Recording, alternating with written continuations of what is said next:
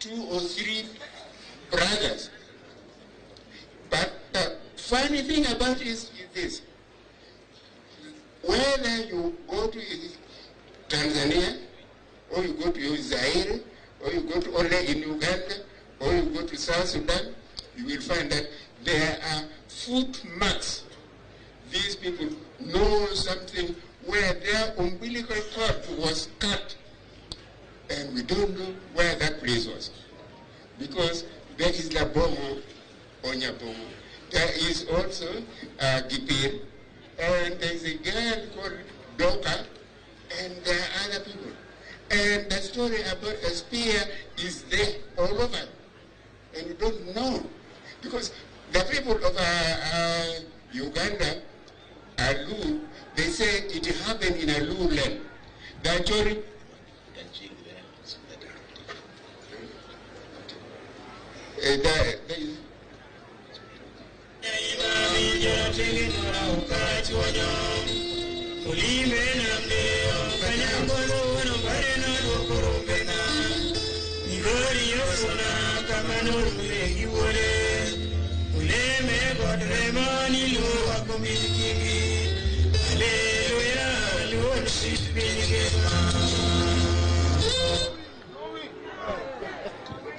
now,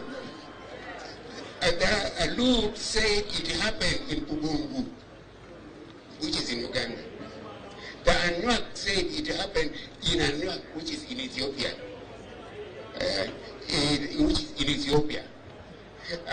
The Chope, who are Baluo, Nyaluo, Joluo, they also say it happened in their own area. So the question is, where did it happen and when did it take place? I think it took place long ago, maybe at the time of Jesus Christ. We don't know, because nobody knows exactly where it is. So we came to East Africa, to the Middle East, so that we can have tours of war of Kenya, to go to South Sudan to find out the route which his or her ancestors traced when they were coming here. We wish the people of Ethiopia also, the Anuak, would come up here to see who are here, what the people have become. So we don't know.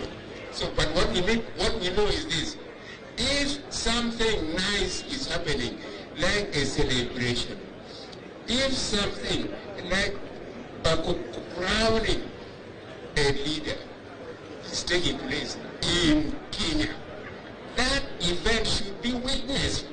Some law or para-law who is around should come and see it and take part in it. So I came to bear witness to this thing that has happened, that is happening. Secondly, we need to have people who can cross refer. There are certain things which some of our ancestors, those of us who are alive now, some of our ancestors did in the past. And nobody has equaled it yet. So we would like people to remember those. I, as a writer, I remember an elder, a law elder, who took part in the creation of this country, taking it away from the colonialists and then giving it in the hands of the Africans. And what I want us to remember, all of us, is that right now there are things which are lacking. Africans don't seem to be going forward. Africans seem to be lost. So we said, but did somebody write a book called Not Yet Uhuru? Did somebody write a book called Not Yet Uhuru? Wasn't he from us? If he was from us, how come things are not going linear, forward, straight, up? And the point is, that we need changes. We need changes. The changes we need is this, that let us remember people who have done things. All the professors who were with me in Nairobi University, some of them are here now as governors. But the question is, do they remember what we used to do when we were still young? Do they know that they should remember, they should remind the present generation? The present generation, like the ones who are talking now, they are talking as if they have not been taught, as if some people, the generation after us, have not been working hard in passing information, passing knowledge forward. Those are some things which we should think of. All right. Now, I'm being told that I should finish quickly, and I'm going to finish quickly. I would like to say also, I would like to say, I thought we need to, those of us who went to school, should put our knowledge down. I am hurrying to put mine down as quickly as possible because now I am 89. And then I find that I have a book here called The Color of Hope, published in Kenya, but few of you know about it. Then you call yourself a Dodo. Have you ever written a book in Dodo? I have written a book in Acholi. It is called Lako Roma Pendru Kiwe Magi Rojo. I say, for the Acholi, there are two published writers, Okot Pabitek and me. And this is the one where every word in it is in Acholi.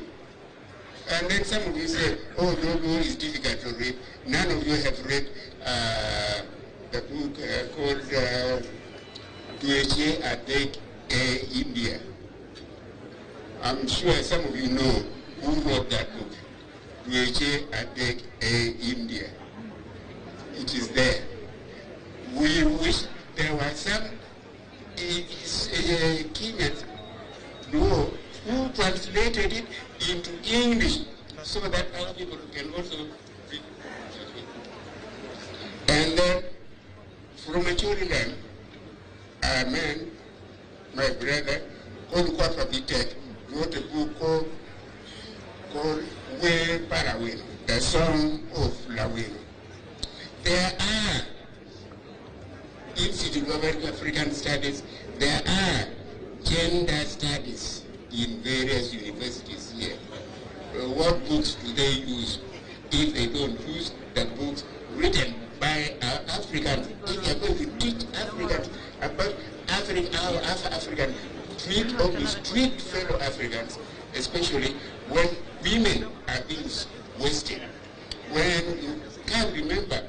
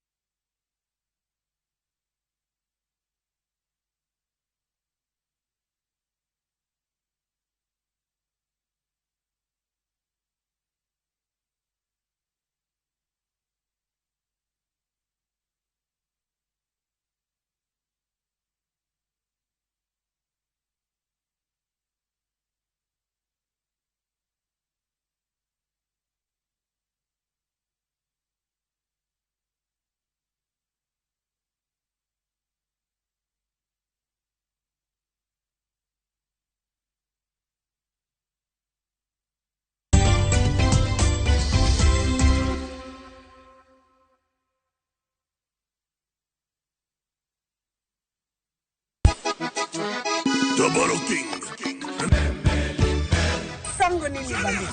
Bote mingi baninga. Machek nurunyu kwa Ramogi wange wangjui Ramogi TV ma entiedero.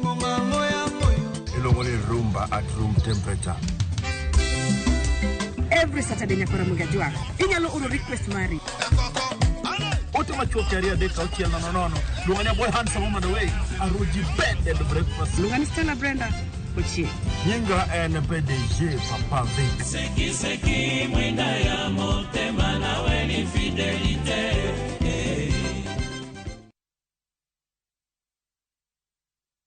Chemi za uongo, stories za jabando tingize ubongo.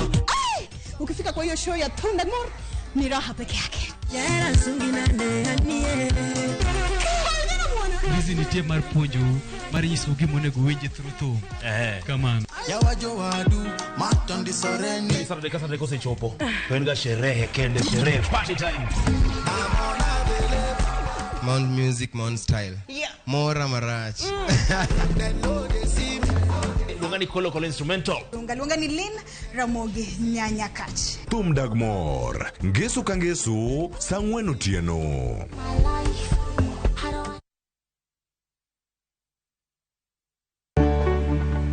Duondgi osethir kendo ok winj motegno. E Ramogi TV watingo duondgi. Wabedo gi twak gi nyionagi mung'eyo kendo yango mapok ung'eyo. Tijegi, lony margi, kanyakla kod ngima gi duto wamenyo ni kendo wakelo ni e chenro mar mine wacho. Sane nyalo dok dala ni koro na divorce na dala. Okadogi. Sani koro okan mana politician. Koro anje tich. Kamano bende, wamenyo ni miyo motimo maber juma ka juma, kaka Phoebe Asio, Charity Ngilu, Jael Mbogo, Wamboi Otieno, Mudhoni Wakirima, e kind mamoko e chenro mar miyo mar juma. Inyalo bedo miyo manigi sigana mapoko meny, kikibajigoi, tudi koda Jaelieta, ngeso kangeso, Sadeko Otieno, e mine wacho.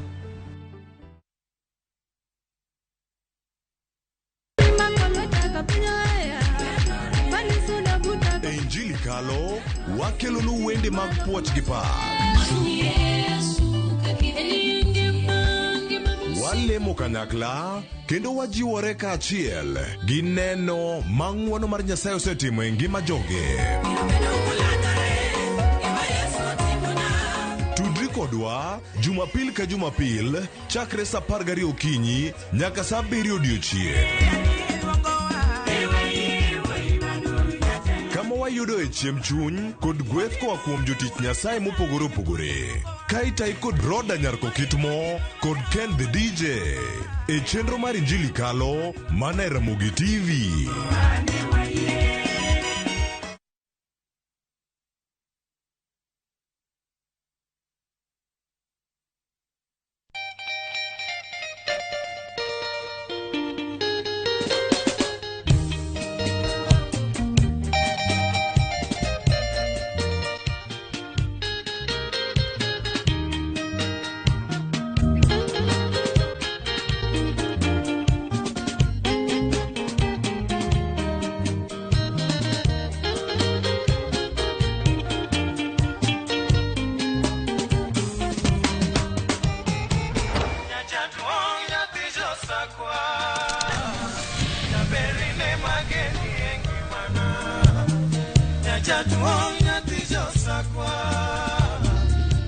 Radio Ramogi, Cartoon Jaluo.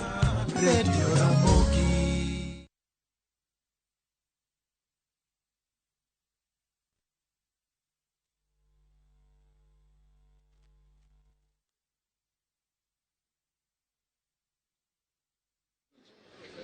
And Eden is famous there. Famous for doing what? Doing nothing. Now, I'm saying, please be relevant in your country. Be relevant also in criticizing your neighbors. I came here for something else, but I found something very, very important, and I want to tell the whole world, the African intellectuals, that we used to criticize the white men. What happened when they went away? Why did we continue being critical? because we wanted to bring something nice to Africa. So let us see whether that spirit is going to come. I'm glad that Luo elders have done something today. They say we don't want to die with the knowledge of how we used to rule ourselves, and now we have installed a Luo care. Let us now see how we behave under Kenya of Kenya and care Molo. Thank you very much. Thank you very much.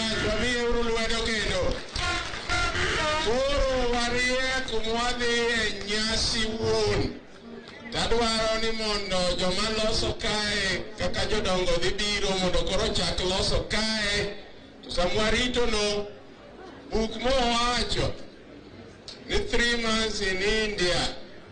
Mano buk mondik gi Jaramogi Odinga ka Jawaharlal Nehru noluonge Sonyal Odinga manya wacho nuni luongoga Raila waga kinyi owacho ni sama iketo ker ni chal ni oorne lek moro man nyako losie kapok ginote.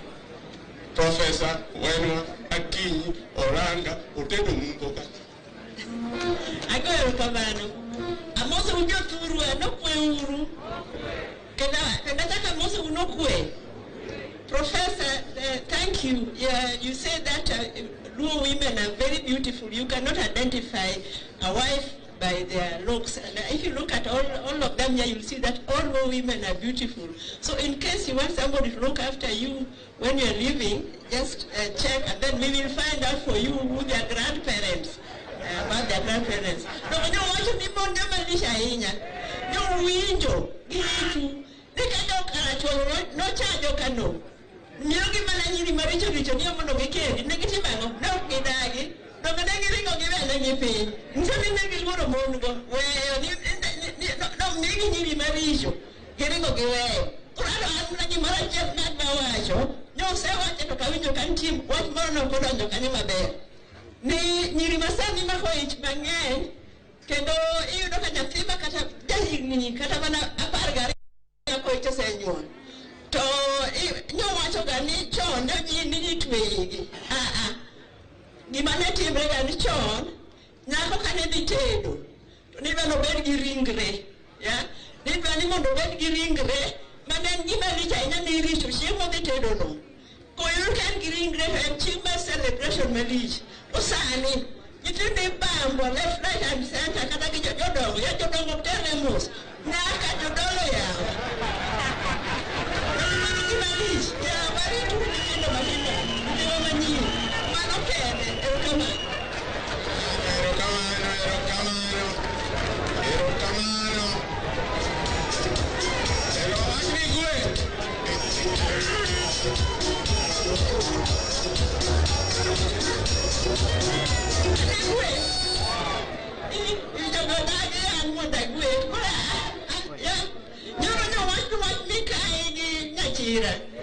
Mikai kone nyeke swaini, Mikai kone nyeke swaini kumanina nyore kibiro, Yohani yuda kanka.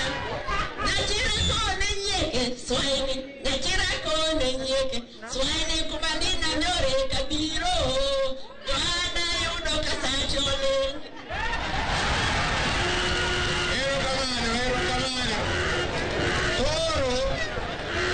Toro Sani koro wachope esa Nyasi maduong' Maema wachako nyoro Samanya miyo sigana mar ker Nyachopo e ker Paulo Boya Wuda Koko Mano tho 1981 Bariki kuneno katin resani gi Majomoko wacho ni wan gi barua mowacho ni wan Luo Council of Elders kata ndalogo bende gitimre kata ndalogo Federate group moro maroselu nyalik mane wacho ni gibende gini ema gin kibarua ni sirikal omi kibarua to giluo ni sirikal donje nade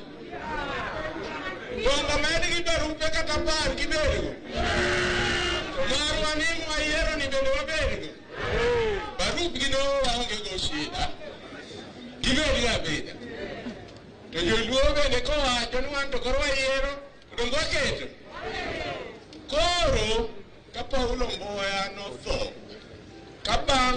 kapok Paulo tho to Moi odonje telo to Moi ng'iyo ni cultural groups machalo Luo Union, machalo Gemma, machalo Baluya Union, machalo Mijikenda Union nibro chande. Koro wacho ni any cultural group manigi nying kabila ni mano kelo kabila. Koro ni chama go te mondo wit oko. Gima notimo no okende Luo Union reform ma Luo kende manodhi. Moko mangiso uko bende nodhi. Luo Union kano wadhi bedo gi Gor Mahia gi Luo United. Ne nitie tim ni Luo Union. Mano nodhi. Abaluya Union makoro iluongo ni AFC Leopards nodhi moloko nying. Kata Gor be nowacho kani mondo odhi. Ma jogor jakom nyangiso nodhi bowacho ni nying ni gijuogi. Koro sama pod nowacho ni Gor odhi cha. Negi ni bagi ndiko bagi chako Gor ni Golf Olympic Rangers. Mopode Gor.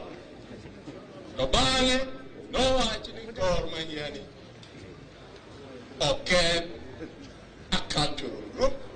Akoro Gor nowene nyinge mapod ogocho nyaka sani. Koro bang'e wach koro Luo Union odhi. Mane Ramogi ochako betie ker kaka nyathi mondo. Koro bang' Ramogi tho. Uduto ng'eyo Profesa Gemo Butu Wabuta Chieng' nondiko kitabu ni ker Ramogi has died. Osetho. Ng'ama bro telo n'oganda. Ng'ama bro telo n'oganda e weche Luo mila. To ema jodongo Raila Amolo Odinga nobet piny to koro okoduogo as Luo Union. Koro oduogo as Luo Council of Elders. To kanyo ema ambassador Dalo Tuko nokawe kom. Bang' Adala tho koyo ono bien Defat okao Nyasaye nokowe obeti kom malong'o odhi onindo. Bang'e kanyo ema Riaga Omuno nodonje. Bang'e Omuno nodonje. Bang'e kanyo notimre ai jaduong' Opiyo Tonde okawo kom. Koro kawuono Opiyo Tonde nyocha nindo. Joluo manyo ker. Jokofere dhiga to chokre ka gidwa yiero papa. To ni ipenj. To bende yiero osewo paracha. Bang'e bende yiero osewo paracha. Tanda neno ka gima yiero osewo paracha kawuono. To kenyo winjo gidhi. Jogi dhi yalo. Taneno gika. Wanajike bikaw makoro kari an koro moinga.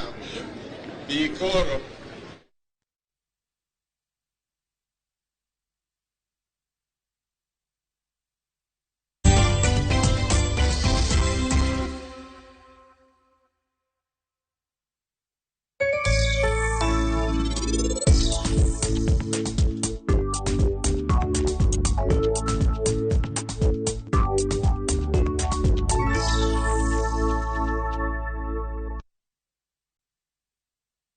Ibane na View Travel.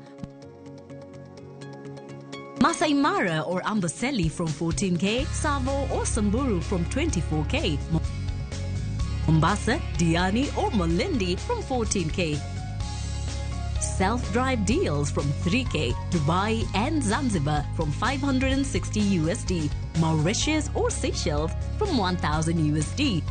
South Africa and Thailand from 1,080 USD, Malaysia, Singapore and Egypt from 1,200 USD, and Maldives and Santorini from 2,000 USD. Call 0703 254 254 for bookings.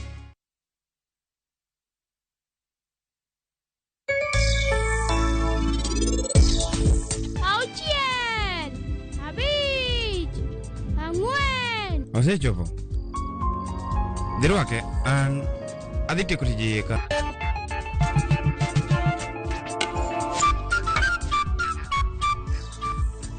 An kakarango chapadni okotede maber. Adwani kelna moro. Mano nyiso ni Sarpanch no nitie kaka notugo gi pacha. Dial star 334 hash to enjoy 1 GB at 50 Kenya shillings for 24 hours. Bundle exclusively available on Airtel Money. Okay, nimeshasetiwa hiyo 1 GB. Sana data yako kakuku tu.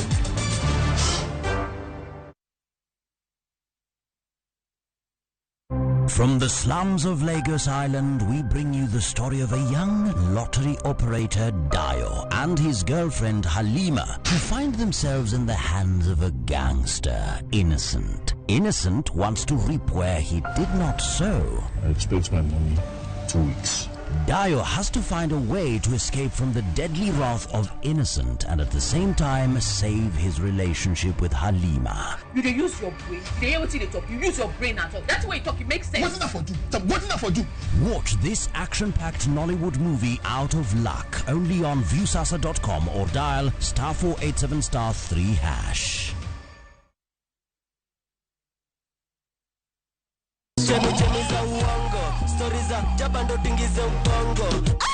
Ukifika kwa hiyo show ya Thundermore ni raha peke yake.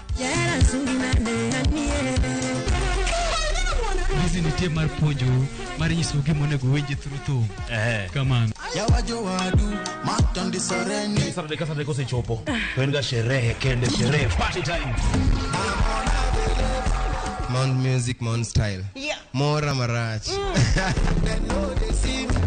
Lungani kolo instrumental. Lunga ni Lin Ramogi nyanya kach. Tum Dagmor. Ngesu kangesu sangwenu tieno.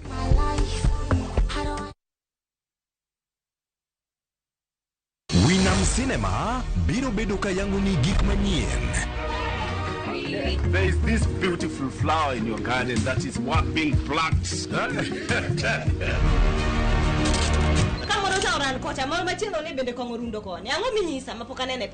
To kaka wawachoga pile, ma en odwa. Wakelo ni sinema mapokineno e piny luo duto. Drama. Iwani umbi okawinji. Umbi asewinjo gi mabor. Nyiero. Anga ka jadolo maesa sama nyirombe podo yie mar golo sadaka ni pesa ni waiwere go. Tuke mag hera. Jaberino kaka hera mapodi ni mit barata. Ma ene jo gweng gomba. Kod mor moloyo. Kik sinema mora mora bai.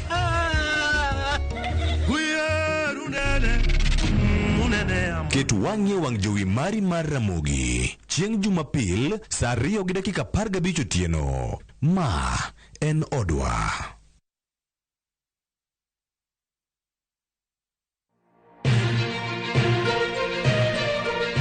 Weche manyien mamulo dhod chunyi maiye gin mago machiegni kodi. Weche thieth, anyuola, ohala to kata rita. Ka utuch to wan kode. Kotimore skunde e gweng'u ne wedeni kata osiepe magi duto wan go. Wan kae mar neno ni ng'eyo gima biro kendo bedo gi ikruok motegno. Onegi ng'e gima timore e seche motimore mapiyo piyo. To mae e kama iyude wechego. Nikech Kenya en marwa waduto, to Ramogi TV en odwa. To kendo wantie iye kanyakla achiel kaka onagi. Ma en rupiny kod mbaka oromo. E Ramogi TV. Sud machiegni mondo wago mbaka.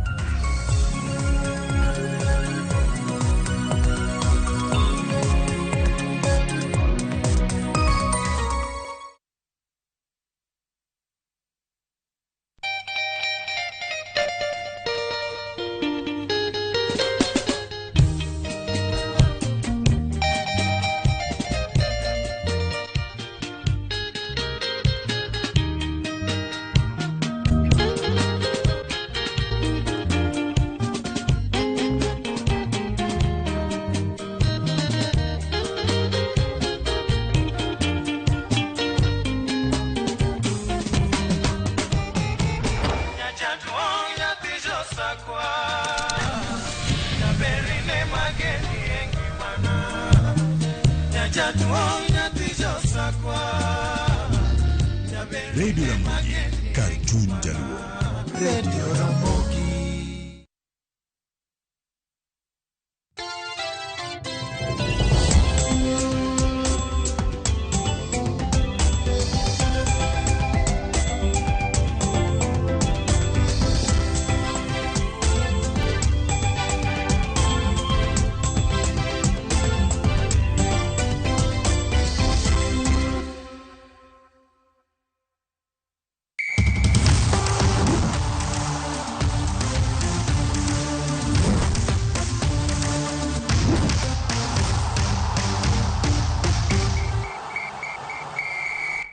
Mana kaka pile chieng' Jumamos ka Jumamos seche machalo kamagi Ramogi TV kelo ni chenro mar pautuke, chenro maloso korka tuke mopogore opogore mathoth mawuok e